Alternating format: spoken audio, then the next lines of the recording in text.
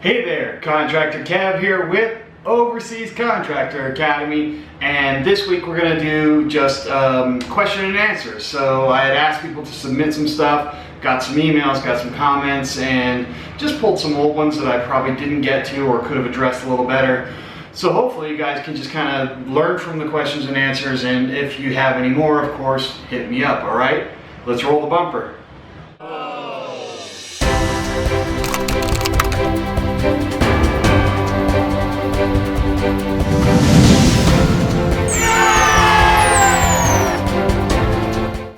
Okay, so the very first question is, what's with the bumper video? And what that is basically is, it's a little bit of an intro, but I challenge you to try to come up with something that explains, you know, someone that wants to go overseas, and there's three different types of people: civilians, military, and police and security, law enforcement. They want to get overseas, they have to get some knowledge, then they go to the airport, then they go overseas. So if you look at it really closely, trying to break that down into just like a 10-second snippet to introduce videos, it's not easy. So we really, I racked my brain trying to come up with the fastest, easiest way to show all that, right? And so if you look at first, you have the three different guys, each representing the different possible backgrounds of you know, a blue-collar guy that's a civilian, a military guy, and a law enforcement guy. And they're just all holding this really tiny little paychecks, and then they go online, they go to Overseas Contractor Academy. Next thing you know, they're at the airport, and you can see all the signs where it's they're all going to the Middle East somewhere. They fly over, and then at the end it's they all have a big paycheck and there's fireworks. So yeah, that's the explanation of that, in case it wasn't completely obvious. But yeah, a lot of thought actually went into that, and if there was a way I could cut it down just a few more seconds, I probably should, because it runs 12 seconds, I think, or 11 seconds, and it could probably, you know, 8 or 9 seconds is generally enough for an intro. So, but it is what it is. It's there now. Next one is, do you know of any overseas agencies that are currently hiring right now? Yes, I do, but I promise you it is rarely as easy as simply applying.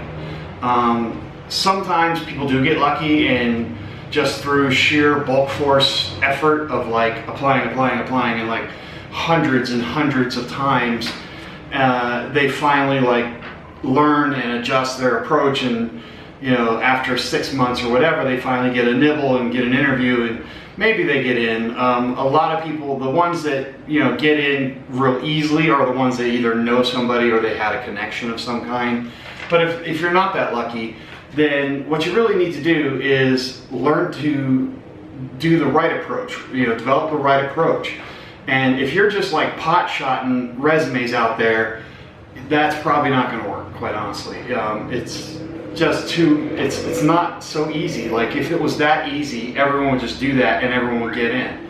So there's a lot of things you got to know, and basically the biggest thing is being able to convey, when you first off organize your resume in the way they want to see it, and when you get your chance to talk to somebody, talk like you know what the hell you're talking about and what you're getting into. And if you've never been overseas before, that's really hard to pull off. So you've got to have some knowledge first, and you've got to be able to convince them that basically you're not a risk. So, and the risk is, of course, they pay for everything, get you mobilized, all the medical screening, pay for the plane ticket over, and then you show up and it's oh, I didn't know it would be this bad, or I didn't think it would be like this, I want to go home now. And then they have to turn around and demobilize you, do all the paperwork to get you out, and then fly you all the way back home. And so that's a financial risk that the company is facing when they hire you. So if you don't know how to sound like you're not a risk, you know exactly what you're getting into because you've actually taken a course, and you know what are the living conditions, what are the working conditions, where am I going to eat, where, you know, all these things about being overseas on a base, then you're just not going to know how to convince people. So I could give you names, you know, anyone can give you names to apply, but your chances of success are just not going to be that good. Where would I suggest buying a condo or apartment for the $100,000 to $200,000 range? So this is one of my YouTube thing, really cool guy. He comments and watches all the videos. Honestly, Chiang Mai or Medellin would be my two choices, and they're both mountain cities. And so if you're a beach-loving person, you're probably gonna have a different choice. But I grew up all over the place because my father being military, but once high school was there, I grew up in Florida after high school, and being Navy, my father was Navy, we're always on a coast somewhere. So I grew up perpetually having a beach right there.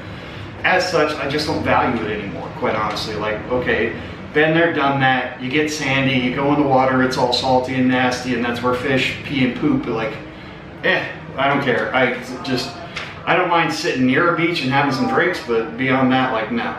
So because I grew up always having a beach nearby, I like the mountain stuff now. Usually when you're at a beach or at sea level, it makes sense.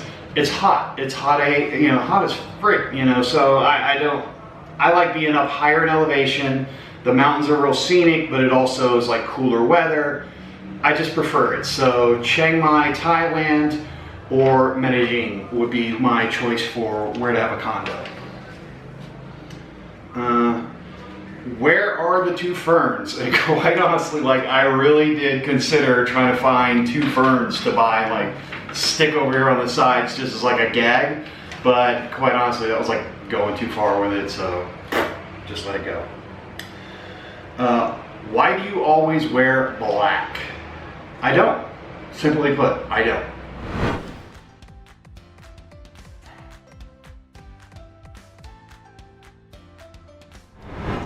Kev, where do you think the next hotspot will be in the future? Where will be the focus?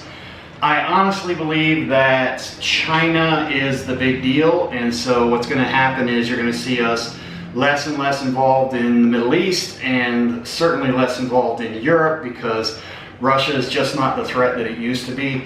China is the big threat, and so what you'll see is more of a build-up and more of a focus on Japan, Guam, the Marshall Islands, and South Korea, and maybe even trying to get some military bases back in the Philippines, or as there's some activities I now know are going on in Singapore. So yeah, you're going to see a big buildup in Asia. Kev, do you now admit you were wrong on Afghanistan? Yes, I do. I'm really kind of shocked about Afghanistan. Like, man, we really did pull the frick out of there, man. Like, I didn't think we would do it. I mean, you have to understand the political will to do that. You had the Clintons were against it, you had Obama against it. So when you have these basically powerful players within the Democratic Party that are like, we're against this and here's why, and there's a lot of reasons to be against it, and that's all the reasons I thought we wouldn't pull out. Like, basically keeping control of what little the territory that we did have under the Afghan government, as opposed to the Taliban, being able to, our acronym agencies, we'll call them, the little alphabet letter agencies, they being able to keep their finger on the pulse of the terrorism that goes on over there. Basically, we're gonna, like, it really looks like we're out of there. Now, there's gonna, like anywhere when we pull out, what'll happen is you'll see this surge in Department of State contracts, and they'll take over, but it's gonna be like a fraction of what Department of Defense was. So there'll still be Afghanistan jobs, but it's just not gonna be what it was. And, I'm just shocked that Biden really was like, no, I'm serious, we're pulling out, and and quite honestly, it really does look like it's not going to be long at all before the Taliban takes right back over everything. And when that happens, it's going to be like no schools for women, and all the oppression and all the craziness, and all men have to grow beards. All that shit that we went in there to supposedly stop, it's all going to be right back in place. So, oh well, 20 years wasted. Hey Kev, is there any way to get in contact with you personally? Yeah, my email's below. It's been below on every video I've ever shot. Scroll down, look at the description. It's there. Hey Cav, are there any overseas laundry or handyman positions available? Yes, there are. Basically, like I explained in the course, you really are not going to be a laborer overseas because there are people that will work for 20% of what you'll work for. So they're going to hire people from India, Nepal, Philippines, places like this that are going to work way cheaper and speak some kind of level of English. That's who's going to be doing the labor. Your job is to make sure it actually happens correctly. So you'll be more like a laundry supervisor or a labor supervisor. The last question, do you know anyone that has switched from a CONUS position to an OCONUS position? So a stateside contract versus a overseas contract.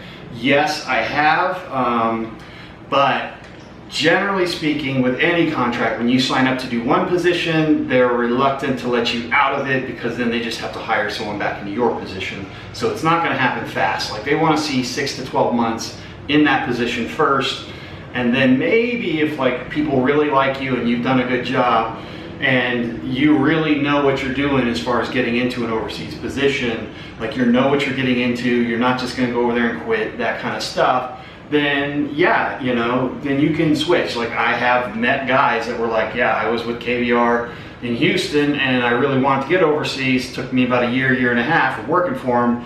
Then I switched. Like, cool, awesome. But don't count on it. You know, can it happen? Absolutely. And can it happen in the reverse? Absolutely. Like, I met people that were overseas working for KBR specifically that went back and had KBR jobs stateside. So it can work both ways, but again, you're not going to do it quickly. It's going to be, you were in a position, you really proved yourself, you made the right connections, you did the right thing. And so there you go. That's how you can successfully navigate that. Okay, so that's it. Gonna wrap it up this week with the questions. Next week, I believe I'm gonna do a video about family assignments overseas, and that's basically, quite honestly, I'm starting to run out of ideas. This is like 75 videos or something that we've done. Whatever video ideas you guys can think of, hit me up in the comments and let me know if you'd like to see a video about something. Until then, roll up your sleeves, man. Get the knowledge, get the tools you need, and go overseas and start banking up some of that overseas contractor money. All right, we'll see you next week.